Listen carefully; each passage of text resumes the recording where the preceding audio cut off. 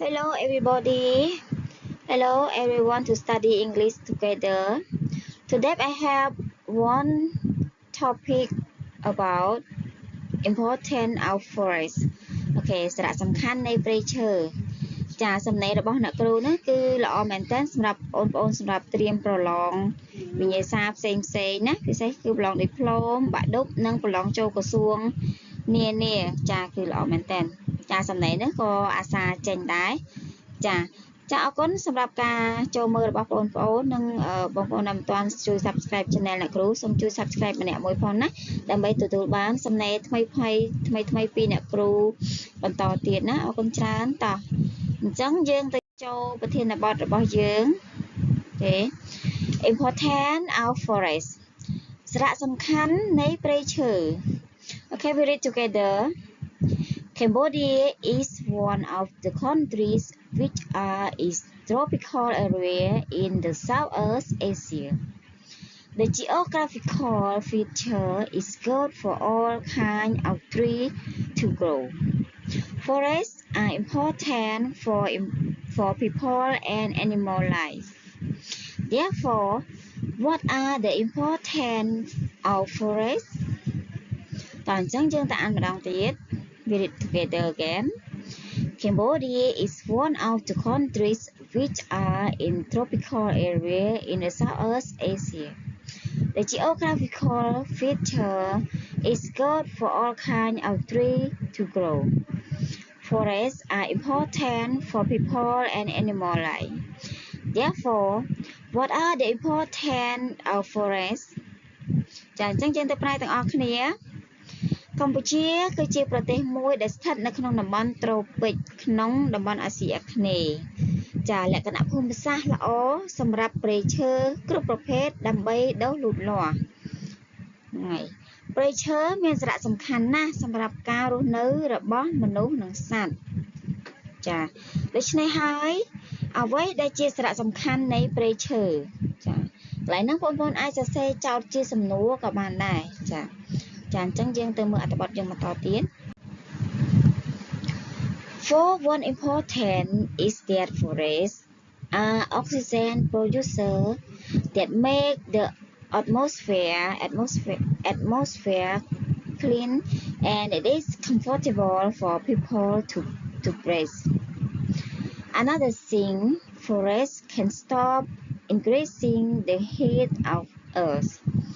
Okay. I will read again. For one important is that forests are oxygen producer that make the atmosphere clean, and it is comfortable for people to breathe. Another thing, forests can stop increasing the heat of the earth. យើងប្រែទាំងអស់គ្នាសារៈសំខាន់មួយគឺថាទី1ព្រៃឈើគឺជាអ្នកផលិតអុកស៊ីហ្សែនដែលធ្វើឲ្យបរិយាកាសស្អាតចាគឺវាសម្អាតបរិយាកាសហើយវាមានផាសុកភាពសម្រាប់មនុស្សក្នុងការដកដង្ហើមគឺថាព្រៃឈើគឺវាបង្កដង្ហើមដ៏ល្អសម្រាប់មនុស្សយើងក្នុងការដកដង្ហើមម្យ៉ាងទៀតព្រៃឈើអាចបញ្ឈប់នៅការកើនកម្ដៅនៃផែនដីចាអូខេយើងបន្តអត្ថបទយើងទៀត On the other hand, they attract a lot of rain and keep land fertile, which are important for people to plant rice and other crops to support their life. If we cut down a lot of forests, there will be a lot of natural disaster like ចាគឺវាពិតជាជាក់ស្ដែងគឺវាអញ្ចឹងមែនណាបងប្អូនណា Okay we read together again.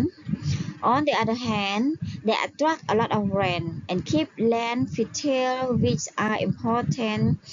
for people to plant rice and other crops to support their life. If we cut down a lot of forests, there will be a lot of natural disaster like ចា like យើងបន្តទៅទំព័រខាងមុខទៀតទាំងប្រែម្យ៉ាងវិញទៀតពួកវាគឺតាក់ទាញទឹកភ្លៀងយ៉ាងច្រើននិងថែរក្សាសំណើមដី ឲ្យមានជីវជាតិដែលមានសារៈសំខាន់សម្រាប់ប្រជាជនក្នុងការដាំដុះដំណាំស្រូវនិងដំណាំផ្សេងៗទៀតសម្រាប់ផ្គត់ផ្គង់ជីវភាពរបស់ពួកគាត់ប្រសិនបើយើងកាប់ព្រៃឈើច្រើន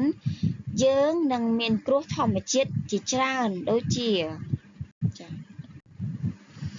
storm, drought,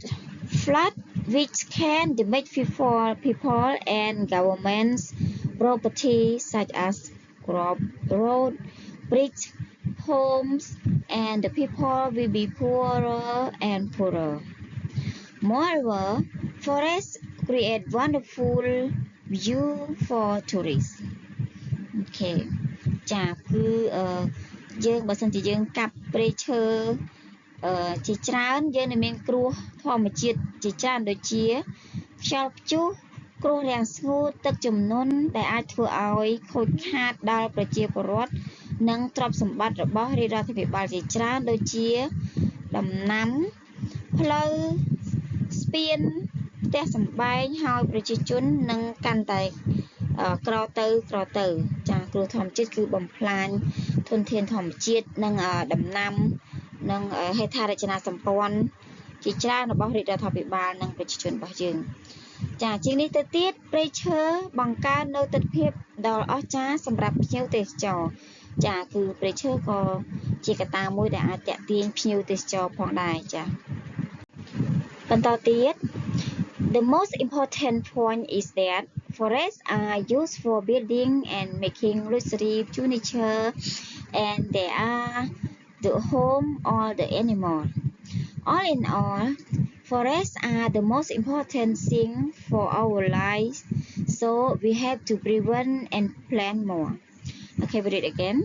The most important point is that forests are used for building and making luxury furniture and they are the home of all animals. All in all, forests are the most important thing for our life, so we have to prevent and plant more. Okay យើងប្រែទៅប្រែទាំងអស់គ្នាចំណុចសំខាន់នៃបំផុតនៃព្រៃឈើត្រូវបានប្រើប្រាស់សម្រាប់សាងសង់និងធ្វើជាគ្រឿងសង្ហារឹមដ៏ប្រណិតហើយពួកវាក៏ជាផ្ទះឬក៏ជាជំរករបស់សត្វព្រៃផងដែររបស់សត្វទាំងឡាយផងដែរចាសរុបមកព្រៃឈើគឺជាវត្ថុដ៏សំខាន់បំផុតសម្រាប់ជីវិតរស់នៅដូច្នេះហើយវាគឺត្រូវបានទប់ស្កាត់ចាគឺទប់ស្កាត់ក្នុងការកាប់បំផ្លាញណាទប់ស្កាត់ក្នុងការកាប់បំផ្លាញនិងត្រូវបានដាំបន្ថែមចាអញ្ចឹង